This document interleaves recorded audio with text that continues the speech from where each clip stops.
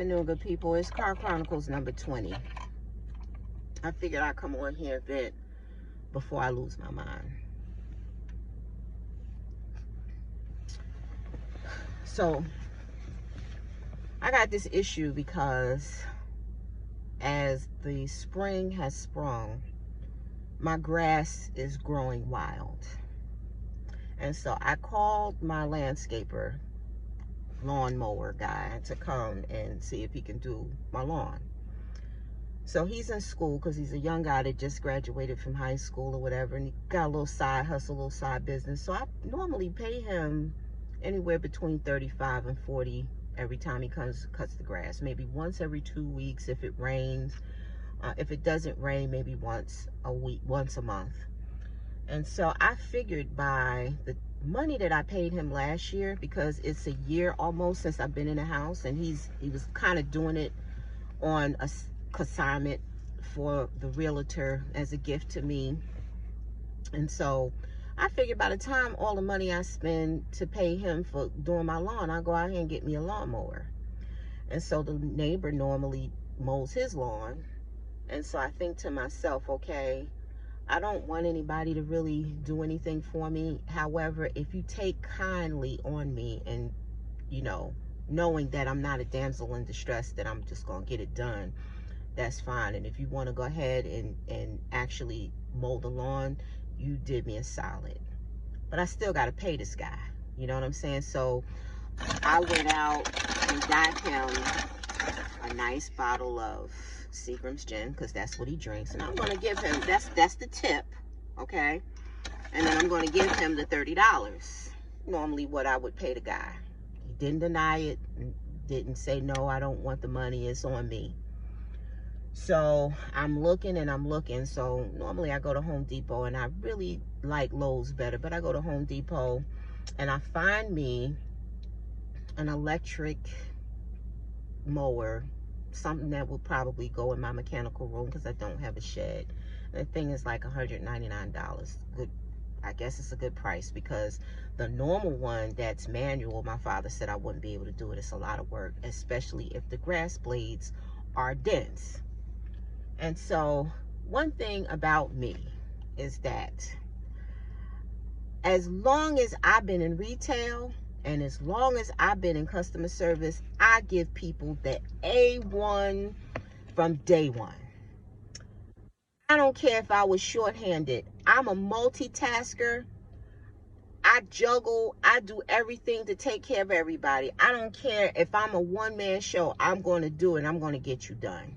I'm standing in the line. The SKU for the lawnmower does not work, the scanner. And so I'm trying it. There's another woman in front of me with like so many items, and she needs all this care. And then there's this other guy that walks up, and I'm in self-check because, you know, me, I'm the type of person that, you know, I'm self-sufficient. So I want to do the self-check. If I had the store code, I would put the store code in and ring myself up. And then when I was done, help the girl out myself. So another guy with a Lowe's vest walk on, and I said, sir, can you help me? Because I need a store code in order to get this thing ring up. But the fact is that the SKU probably didn't work. So he was like, oh, I don't work on the register. I'll try to find somebody. And so the girl that's helping the woman with all of the things in her cart walks past me to go help the guy that checked out that came in behind me. I'm saying, ma'am, I've been here waiting. The right thing to say is to say, who's next? And then the lady is so busy looking at Choco, because he got a little haircut and he got a little ascot on and he got a little sweater on, that she's like, oh, well, you can take her. I can wait. I'm patient. And, oh, is he a real dog? And I'm like, ma'am, talk to the hand, because I just want to get my lawnmower and get out of here. She goes and helps the guy and turns to me and said, ma'am, I'll be with you in a minute. But the right thing to do is to come to me. So now I'm pissed. Now I got an attitude. And so she's talking in third person saying, well, you know, to the other lady, like, I'm not there. Well, I'm only one person. I can do only but so much. You know, I'm here by myself, man. Not my problem. You got hired for a job. Your job is customer service and retail. The proper etiquette is to say, who's next? Ma'am, I'll be right with you. I'll try to help you. I'm here by myself. Get on the horn. Say, can somebody or a manager come to the front and help this angry lady with the lumberjack sweater on, right? But no, she doesn't do that. She helps the guy get out of here. He's talking to her. And then she comes to me, poke the code in, and walks away. And don't even resolve the issue. So now I'm so angered. The lady that has the plethora of things in the cart wants to talk to me about the dog. I leave the lawnmower in the cart and walk out the store. Let me tell you something. Your money can spend anywhere.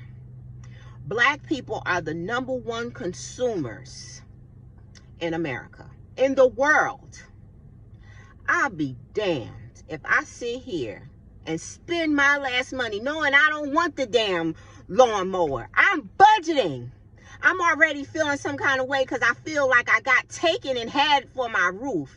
Then I got one guy on the phone telling me what I should get and how I'm trying to be cute because I don't want to get a gas lawnmower when I'm telling this fool I don't have a shed. Then I got somebody else telling me, oh, get the one with the battery. And then I got my father saying, oh, well, if you get the manual one, you're going to have muscles in your arm like Popeye because it's going to be hard because your grass blades are too dense and it's going to be hard. So I'm trying to do this thing. I'm trying to be a homeowner. It's tough. But it doesn't change the fact of A1 customer service. I should not I'm sweating. This is menopause. And then on top of that, this is Virgoing. I should not have to walk out of the store without a lawnmower. That's what I went in there to get. I don't want to hear complaints as a customer. Are you kidding me? And the problem is, the millennials, this generation don't know what it's like to have hard work thrown at them. The parents need to set the record straight. And I'm a part of it. I'm a part of it. But my sons work hard. God bless you, Iran and Quran. For pennies. But these kids out here complaining about standing on their feet. They're looking at their cell phones. They're not looking at what is important here. It's etiquette, customer service. Get on training. It's like even when I go in the Office Depot, the people think that just because it's self-service and we all in a pandemic and we social distancing, that because your job is there, you just manning, standing on the X that's 6 feet apart. You're there to help people. Why every time I'm in Home Depot, I end up putting my stuff on hold so I can go and code in and help people with their stuff? What is going on? Where they do that at. Anyway, so I'm gonna go Home Depot, spend $10 extra for the same lawnmower, drop this money off, and this Seagram's gin to my neighbor who I got to pay, that's not doing it as a favor. And I'm going to come back with Car Chronicles number 21. My goodness, I cannot tell you how pissed I am. But I just needed to vent. Sometimes venting is like good. It's like taking a crap in the bathroom. I'm still hyperventilating. I'm Virgoing, because that's what we do. Anyway, so I just say all that to say, pray for me because I need patience. I'm very snippy. I'm in the hospital. I'm going off on everybody. I'm trying to build a business. I'm getting slings and arrows just coming at me every which way. So I need prayer. So I'll be back with Car Chronicles number 21. All you millennials out there, know what side your bread is buttered on. It's good that you have a job, but it defeats the purpose, and it's a moot point if you have a job and you complain about the job that's paying you. If you don't want to do the work, take your butt home. Okay? Having a job is not about standing there and looking at your cell phone, seeing what's on Instagram and texting. I see everything. I used to be a manager. Even though I'm not a manager now, that manager is still on me. And I will call an 800 number in corporate and drop a dime, because, you know, even though snitches get ditches, I will fill out a survey with a New York Minute on the horrible services. But I say all that to say is, yeah, I'll be back with Car Chronicles number 21. You know, this was not supposed to be a bitch session, but, you know, sorry about that. But I love you all. Beautiful day in the neighborhood. Have a wonderful day.